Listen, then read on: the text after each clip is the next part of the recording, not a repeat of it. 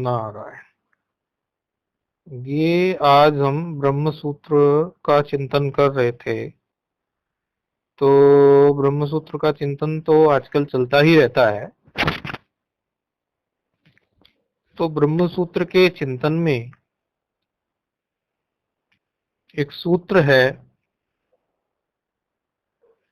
प्रथम अध्याय के अधिकरण 7 सूत्र 32 है ये। और इसका अध्याय तो प्रथम ही है। प्रथम अध्याय के दूसरे पाद का अधिकरण 7 सूत्र 32 है। आमनंती चैनमस्मिन। आमनंतीन चैनमस्मिन जो सूत्र है, इसमें कुछ पूर्व पक्ष ने उठाया था। ठोडी प्रदेश, मतलब यदि अंगूठे को ठोडी पे लगा दें और प्रथम जो उंगली है तर्जनी, उसको मस्तक पर लगा दें नीचे से ऊपर को, तो ये जो एरिया इतना कहलाता है, ये प्रादेश कहलाता है। तो पूर्व पक्षी और सिद्धांती की ये सब बातें चल रही थी इसमें कि ये जो इतना क्षेत्र है, इस क्षेत्र में वैश्वानर की उपासना करनी चाहिए। 3 प्रकार की उपासनाओं का विधान है। एक प्रतीक उपासना होती है, दूसरी होती है उपपत्ति उपासना, संपत्ति उपासना, उपपत्ति नहीं हमारे, संपत्ति उपासना, और तीसरी होती है अहंग्र उपासना। प्रतीक उपासना तो ये प्राय जो लोग प्रतीक बना लेते हैं किसी भी देवी देवता के, वो प्रतीक उपासना ही है। दूसरा जो संपत्ति उपासना की जो बात है, वो उपनिषद जो तरीके से जो संपत्ति उपासना है, ये उसका विभाग है संपत्ति उपासना का। इसमें क्या होता है कि शरीर विशेष में, शरीर के विशेष किसी स्थान में भावना की जाती है कि यहाँ जो है हम इसमें द्युलोक की भावना करते हैं, इसमें पृथ्वी लोक की भावना करते हैं, इसमें वैश्वानर की भावना करते हैं। जैसे जठराग्नि में वैश्वानर की भावना कर ले, तो इस प्रकार आप आपके शरीर में कोई भावना करते हैं तो देखो, प्रतीक उपासना से तो ये उपासना अच्छी ही है। क्योंकि प्रतीक उपासना में समझो आप थोड़े दूर बैठे हैं, आप हैं एक, दूसरी एक मूर्ति है। आप हैं एक, दूसरा एक कोई शिवलिंग है, शालिग्राम है। नर्मदा का प्रत्येक पत्थर जो है शिवलिंग है, और गंडकी नदी का प्रत्येक पत्थर जो है शालिग्राम है। नेपाल में बहती है ना गंडकी नदी, तो उसका प्रत्येक पत्थर जो है शालिग्राम है, और नर्मदा का प्रत्येक पत्थर शिवलिंग है। नर्मदा माता की कथा भी कभी सुनाएंगे आप लोगों को। नर्मदा का, गंगा जी से भी प्राचीन है नर्मदा। नर्मदा मैया गंगा मैया से भी प्राचीन है। बड़ी सुंदर कथा है। एक तो ये सारी नदियां जो हैं, ये सारी जागृत हैं। आप इनको सिर्फ जो है, इनका जल बह रहा है, स्नान कर लिया, इतना मात्र ना समझे। जो नर्मदा की परिक्रमा करते हैं उनको नर्मदा मैया भोजन देने प्रकट होती हैं। जो गंगा मैया के किनारे रहते हैं और गंगा मैया की भावना रख के कि मेरी मैया ये जागृत है, वैसी उपासना करते हैं, वो उनको दर्शन देती भी है। तो ये जो प्रतीक उपासना है, इसमें इस प्रकार हम बाहर से किसी प्रतीक को लेकर मूर्ति इत्यादि को हम उपासना उसकी करते हैं। फिर दूसरी बताई हमने संपत्ति उपासना। संपत्ति उपासना, हाँ, संपत्ति उपासना कैसी है? संपत्ति उपासना में है कि हम किसी शरीर के किसी हिस्से में जो शास्त्र वर्णन करता है, उसमें हम वैश्वानर की, द्युलोक की, इस प्रकार, या कई बार इस प्रकार की उपासनाएं होती हैं कि मूत्र स्थान है उसमें रई की, वैश्वानर में जो जल भाग है उसकी। कई बार ऐसी उपासनाएं होती हैं, कई गुरु परंपरा से ऐसी उपासनाएं कई लोगों को जानते हैं कि अपने शरीर में ही इसी में ऐसी उपासना करो कि पैरों से लेकर और मूत्र स्थान तक इस तत्व की, वो हम पूरा खुल के नहीं बोल रहे हैं जानबूझ के, क्योंकि वो विशेष उपासना है, इसलिए इस चीज की उस चीज की करके बोल रहे हैं, जानबूझ के बोल रहे हैं। कोई विशेष कोई जानना चाहेगा और उसको साधना करनी होगी तो पूरी बता भी देंगे। अभी केवल इतना बताना चाहते हैं कि ये संपत्ति उपासना हो गई अपने शरीर में, तो प्रतीक उपासना से ये थोड़ी निकट हो गई, क्योंकि यथा पिंडे तथा ब्रह्मांडे की दृष्टि से आप बाहर की स्थूल से खिंच के चेतन की तरफ बढ़ाए, शरीर की तरफ। तीसरी जो है होती है अहंग उपासना, ये तो एकदम ब्रह्म जिज्ञासु करता है। ब्रह्म जिज्ञासु का पहले भी बताया था कि ब्रह्मण्येव, ब्रह्मणि और एव में नकार पे जो ईकार है वो यकार बन जाता है। कई बार लोगों को समझते नहीं है तो इसलिए खोल के बताना पड़ता है, लिखने में या सुनने में समझने में गलती करते हैं। अभी तो आप लोग सुन ही रहे हैं सामने से। तो ब्रह्मणी और एव ऐसे, या ब्रह्म में ही जिसकी निष्ठा हो या ब्रह्म ही जिसकी निष्ठा हो, वो ब्रह्मनिष्ठ बताया, तो ऐसे ब्रह्म ही जिसकी जिज्ञासा हो या ब्रह्म में ही जिसकी जिज्ञासा हो उसी को ब्रह्म जिज्ञासु कहेंगे। तो अहंग्र उपासना जो है वो केवल ब्रह्म जिज्ञासु ही कर सकता है और करने की रुचि होगी। अच्छी तरह हमें याद है, हम ये पढ़ा करते थे वर्ष 2010 में स्वामी रामतीर्थ जी का साहित्य, तो ये बात हमारे सामने कई बार आई कि कहते थे कि श्रवण मनन निध्यासन से हमारी बात बन नहीं रही है, श्रवण मनन निध्यासन से तत्कालिक हमें मोक्ष नहीं हो रहा है, तो कुछ और साधन बताइए। तो बोले अभी तुम श्रवण मनन निध्यासन की भूमिका तैयार तुम्हारी नहीं हुई, तो तुम उससे एक पायदान नीचे की साधना करो। बोले क्या? कि अहंग उपासना करो। तो अहंग उपासना करें तो अहंग उपासना में क्या कि तुम इसमें ही अपने आप को भावना से बार बार ये कि मैं ब्रह्म हूं ऐसी भावना बनाओ, मैं ब्रह्म हूं ऐसा चिंतन करो। हाँ, अहंग उपासना मतलब महावाक्यों का चिंतन करो। एक होता है महावाक्य सुनते ही विचार करके तुरंत हो गया, लेकिन यदि नहीं हो रहा है तो बार बार उसको उपासना परक तरीके से करो। तो ये 3 प्रकार की उपासना है। अब हम कहना क्या चाह रहे थे कि क्या आया हमारे सामने, तो आमनंती चैनमस्मिन जो सूत्र हम देख रहे थे इसमें एक विशेष चीज आई। ये तो प्रसंगवशात अन्य भी चीजें बता दी। इसमें क्या आया? आमनंती चैनमस्मिन सूत्र नंबर 32 जो ये है अध्याय 1 के दूसरे पाद के अधिकरण 7 का 32वां सूत्र है ये। तो इसमें ये आया था कि ये मस्तक और ठोड़ी के मध्य में जो है आप परमेश्वर की उपासना करो, तो उस पर फिर शांकर भाष्य जो है, तो शांकर भाष्य में थोड़ा सा आजकल के टॉपिक को देखते हुए एक जिक्र चला, हमारा पूरा दिमाग घूमा। फिर आजकल वाराणसी की बहुत चर्चा है, काशी की कह लो, चलो काशी की बहुत चर्चा चल रही है कि ज्ञानवापी ये वो। तो वो वाराणसी का एक जिक्र था ऐसे, तो वाराणसी का इसमें जिक्र आ गया। तो सामान्य रूप से वाराणसी के लिए क्या धारणा है, अन्य शास्त्र क्या कहता है, वो भी आपको बताते हैं। और जो आज ब्रह्म सूत्र में आया चिंतन के समय पे वो भी आपको बताते हैं। एक तो ये वाराणसी जो शब्द है, ये वाराणसी शब्द का कैसा है, इसको काशी भी कहते हैं, बनारस भी कहते हैं। काशी का तो वर्णन शास्त्र में है ही, लेकिन वाराणसी का किस प्रकार है, ये कई कई प्रकार से है। ये वरुणा नदी है और असी नदी है, 2 नदी है, वरुणा और असी। और इसी वरुणा नदी को ही कहीं कहीं वरना कहा गया और इसी असी नदी को ही कहीं कहीं नसी कहा गया। देखो, तो वर्णा नदी और असी नदी, इससे बना शब्द वाराणसी।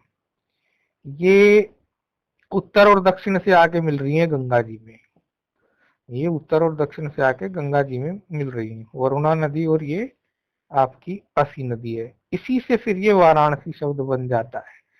और वरुणा नदी और असी नदी के बीच का जो क्षेत्र है, जो बसावट हो गई, बस गए, क्योंकि पहले तो काशी महाशमशान के नाम से केवल शमशान, लेकिन फिर बसते बसते बहुत बस्ती बस गई, वो उतनी पहले नहीं बसी थी। तो एक क्षेत्र था वो वहां नहीं बसा था, अब तो सारे क्षेत्र बस गए हैं। तो इसमें ये वाराणसी, इस प्रकार से इसकी वाराणसी, जो उसके बीच का जो क्षेत्र है वरुणा और असी के बीच में जो बसा हुआ है, उसको वाराणसी कहा गया। इस प्रकार का एक विचार है। अच्छा, ये जो है वाराणसी, इसको क्या कहते हैं? अविमुक्त क्षेत्र भी कहते हैं। ये सब आया, शंकर भाष्य में भी आया, और हमने सोचा क्यों ना आज बता दिया जाए। अविमुक्त क्षेत्र क्यों कहते हैं? अविमुक्त अर्थात यहाँ रह के कोई भी अविमुक्त, मतलब कोई ऐसा नहीं होता कि जो मुक्त ना हो पाता हो, यानी ना मुक्त अविमुक्त, ये यहाँ कोई मुक्त ना हुआ हो, ऐसा नहीं होता। यहाँ जो है सब मुक्त हो जाते हैं। क्योंकि और यहाँ आपने देखा होगा, अपने एक दंडी स्वामी हैं अभी वर्तमान के, जो 2 पीठों के शंकराचार्य जी हैं, उनके शिष्य हैं अविमुक्तेश्वरानंद। तो अविमुक्तेश्वरानंद का मतलब क्या? शिव ही होता है। अविमुक्त अर्थात काशी की जो ईश्वर हो, कौन है? वो शिव है। तो शिव और अविमुक्तेश्वर एक ही बात है। तो अविमुक्त मन काशी के जो ईश्वर हैं, अविमुक्तेश्वर नंद, ऐसा उनका नाम भी है। इसको आनंद कानन, महाशमशान, सुरंधन, ब्रह्मवर्त, सुदर्शन, रम्य, काशी, ऐसे कई नाम इसके पड़े। अच्छा, ऋग्वेद में ये काशी शब्द है उसको काशी लिया गया, यानी जो शकार है वो शकार न लेके तालव्य सकार ले लिया गया। और इसमें जो है इसका वर्णन ऋग्वेद में भी है। और इसमें जो है अथर्ववेद की जो पिपलाद शाखा है उसमें भी ये आया है काशी शब्द। और शतपथ ब्राह्मण में भी ये आया है। स्कंद पुराण में भी काशी खंड है पूरा एक। स्कंद पुराण यदि आप छेड़ेंगे देखेंगे थोड़ा, तो उसमें काशी खंड जो है एक पूरा काशी खंड है, 15,000 श्लोक है उसमें काशी खंड में। और उसमें भगवान शिव जी भी एक श्लोक में कह देते हैं कि इनमें मेरा जो नगर है वो काशी है, मतलब काशी मेरा ही नगर है, स्पष्ट कह देते हैं। तो ये अभी वाराणसी पर ही आएंगे हम लौट के, बीच में थोड़ी सी उससे संबंधित जानकारी भी दे देती है। अथर्ववेद में जो वरुणा की बात की हमने, वरुणा, अथर्ववेद में उसको वर्णावती नदी कहा। जिसको वरुणा कह रहे हैं अथर्ववेद में, उसी को वर्णावती नदी कहा। बाद में वही वरुणा भी कहलाई, वर्णावती और वरुणा एक ही। और अस्सी नदी को ही पुराणों में असी कहा, कहीं कहीं अस्सी कहा, इसलिए अस्सी घाट नहीं, वहां अस्सी घाट बोलते हैं। तो अस्सी घाट को यहाँ अस्सी घाट बोलते हैं। स्कंद पुराण में, काशी खंड में भी इसका जो है असी नाम आ गया है। इसी प्रकार से अग्नि पुराण में असी नदी को ही नासी कहा गया। तो असी, नासी, अस्सी, ये एक ही नदी के नाम है। और वाराणसी ऐसे बना के इसका फिर होते होते वो वाराणसी बन गया। महाभारत में भी इसका वर्णन है, वरुणा कह दिया गया महाभारत में से, और फिर इसको जो है ऐसा भी कहा गया वरना, ऐसे होके वो वाराणसी बन गया। पद्म पुराण में भी जो है इसका जो है वर्णन है, वाराणसी विख्याता नाम तन्मानम निगदामिव दक्षिणोत्तरयोर नघोर वर्णाशिष्ट पूर्वता जार्विहि पश्चिमे अत्रापि पाशपाणिर गणेश्वर। तो इसमें कहा कि इन्होंने, ये पद्म पुराण का श्लोक है कि दक्षिण उत्तर में तो वरुणा है और अस्सी नदी है। दक्षिण और उत्तर में वरुणा और अस्सी है, दक्षिण से वरुणा और उत्तर से अस्सी, और पूर्व में जो है जाह्नवी और पश्चिम में पाशपाणी गणेश है। मत्स्य पुराण में भी ये वाराणसी का वर्णन है। वाराणस्याम नदी सिद्ध गंधर्व सेविता प्रविष्टा त्रिपता गंगा तस्मिन क्षेत्रे मम प्रिय। देखो, मम प्रिय मतलब मुझे प्रिय है, कि हे प्रिय, ये सिद्ध गंधर्वों से जो सेवित है ना वाराणसी, जहाँ पुण्य नदी त्रिपथा गंगा आती है, वो क्षेत्र मुझे प्रिय है। तो ये सब वहां पर वर्णाचा नदी यावत शुष्क नदी तथा भीष्मयंडी कमारंभ पर्वतेश्व रमंती के, तो ईश्वरमंती के, हाँ ऐसा है। तो ये इस तरह से इसका जो है वर्णन आया है। अब ये तो वाराणसी पर पर्याप्त विवेचन हो गया। अब इसमें और इस चीज को ब्रह्म सूत्र की तरफ लेके चलते हैं, वहीं आते हैं लौट के आमनंती चैनमस्मिन के शांकर भाष्य पर। तो उसमें आमनंती चैनमस्मिन में जो देखेंगे आप लोग, उसमें स्पष्ट कहा गया, क्या कहा गया कि उठाया गया जाबालोपनिषद से, जाबालोपनिषद है एक, वहां से ये बात उठाएगी, या येषो अंतो अव्यक्त आत्मा सो अविमुक्ते प्रतिष्ठिता इति, सो अविमुक्त कस्मिन् प्रतिष्ठा इति, वर्णायाम नाश्याम च मध्ये प्रतिष्ठिता इति, का वै वर्णा का च नासिति। उसमें ये कहा गया कि ये वर्णा और अस्सी के बीच में जो है ये वाराणसी है। तो फिर पूछते हैं का वही वर्णा, ये वर्णा क्या है भाई, और का च नासिति, भगवान भाष्यकार शंकराचार्य जी ही ये भाष्य जो है उनका है, उसी से हम बता रहे हैं। तो कहते हैं वर्णा क्या है और ये असी क्या है, तो ऐसा। तो फिर आगे जाके उसको शरीर में ही घटा दिया। देखो बाहर से अंदर ही ले आए, मतलब बाहर के प्रतीक से बिल्कुल अंदर ही ले आए, मतलब बाहर की जो वाराणसी है जो स्थूल है उससे बिल्कुल अंदर ले आए। कहने लगे ये तुम्हारा जो नासिका है ना, इसके ये नथुने को एक को वर्णा और दूसरे को नासी बोलते हैं, तो यही वर्णा है। और वर्णा और नासी के बीच में, वर्णा और नासी के बीच में, यानी कि तुम्हारे भौं स्थान के बीच में चले जाओ, वर्णा और नासी से बीच में चले जाओ भौं स्थान में, बोले ये जो है काशी है। देखो कहाँ ले गए, आज्ञा चक्र की तरफ ले गए कि नहीं ले गए, शांकर भाष्य से। क्या कहा इन्होंने, देखो ये वेद मंत्र है, इसका इसको पकड़ो वेद मंत्र, ये है इसमें जाबालोपनिषद का। पहले क्या कहा, या एषो अनंतो अव्यक्त आत्मा स्व अविमुक्ति प्रतिष्ठयति, स्व अविमुक्त कस्मिन् प्रतिष्ठयति, वर्णायाम, वर्णा नदी के लिए वर्णायाम, नाश्याम, वर्णा और नाश्या, वर्णायाम नाश्याम, वर्णा और नासी च मध्ये, वर्णायाम नाश्याम, षष्ठी होगी दोनों में, वर्णायाम नाश्याम च मध्ये प्रतिष्ठित प्रतिष्ठित इति। और फिर प्रश्न खड़ा कर दिया का वही वर्णा का च नासिति, और फिर उसका उत्तर दे दिया। क्या उत्तर दे दिया, का वही वर्णा मतलब वर्णा क्या है भाई, नासी क्या है बताइए आप ये। फिर इसके उत्तर में क्या बात आ गई कि भ्रुवोर घ्राणस्य, भ्रुवो ये भौं जो है इनको भ्रुव बोलते ना, घ्राणस्य, घ्राण में हमारी नाक जो होती है ना, ये घ्राण, ये गंध सूंघती है ना, ये तो गंध लेती है ना ये, तो घ्राणस्य चाय संधि सा एष द्युलोकस्य परस्य च संधिर भवती इति। तो ये क्या कह रहे हैं इसमें कि यही जो हमारी वर्णा है, ये हमारे नोस्टल्स जो हैं, ये नथुने जो हैं, इन्हीं को समझो आप, एक वर्णा है एक नसी है, और इनके दोनों के बीच का जो स्थान है वो वही काशी है। तो देखो बाहर की काशी से अंदर की काशी, मतलब बाहर की वाराणसी से अंदर की वाराणसी में आपको ले आए, कम से कम शरीर तक तो ले आए। आप प्रतीक से संपत्ति में तो ले आए, बोले यहाँ ध्यान करो, यहाँ स्थित है, इस प्रकार का। तो ये आज ऐसा थोड़ा सा बताने का था। इसमें इन्होंने जो है संपत्ति से, बोले ये जो प्रादेश मात्र जो कहा है, प्रादेश माना ये जो ठुड्डी स्थान, ठुड्डी से और आपका मस्तक तक, इसको प्रादेश, प्रादेश कहा है। तो इसमें ये इस सूत्र में ये आज चर्चा आ रही थी।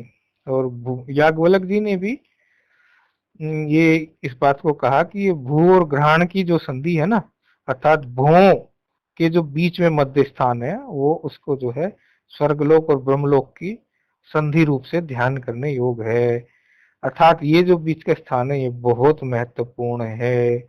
मतलब ब्रह्म को, परमात्मा को विराट से विराट तरीके से भी दर्शा दिया, और छोटा छोटा छोटा छोटा करके छोटी कल्पना में भी ला दिया। आप जिस प्रकार ध्यान कर सको, आप जैसे भी आगे बढ़ सको वैसे आप बढ़ जाओ। तो वाराणसी की एक कल्पना ऐसी भी है, एक बाह्य वाराणसी की कल्पना है, एक आंतरिक वाराणसी की कल्पना है। काशी के बारे में बताया और वाराणसी के। ओम नमो नारायणाय।